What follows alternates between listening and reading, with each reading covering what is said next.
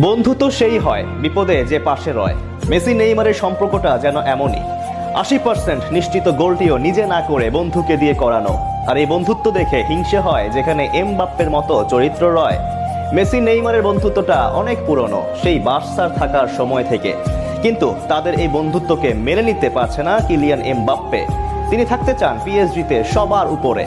কিন্তু মেসি নেইমারের বন্ধুত্বটা তার কাছে হয়ে দাঁড়িয়েছে পথের কাঁটা। তাই তো তিনি নেইমারকে বিদায় করতে লেগেছিল উঠে পড়ে। এজন্য অনেকের কাছে শুনতে হয়েছে তিরস্কার। প্রতিবেদনের বাকি অংশ থাকছে এই নিয়ে বিস্তারিত আলোচনা। প্রকৃত বন্ধুত্ব নাকি কারো সহ্য হয় না, এমবাপ্পের বেলাতেও ঘটেছে তাই।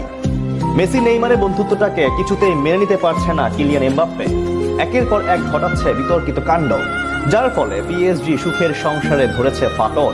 যে দলটা মৌসুমের সব শিরোপা জিততে দল গড়েছিল, সেই দলটার বড় চ্যালেঞ্জ এখন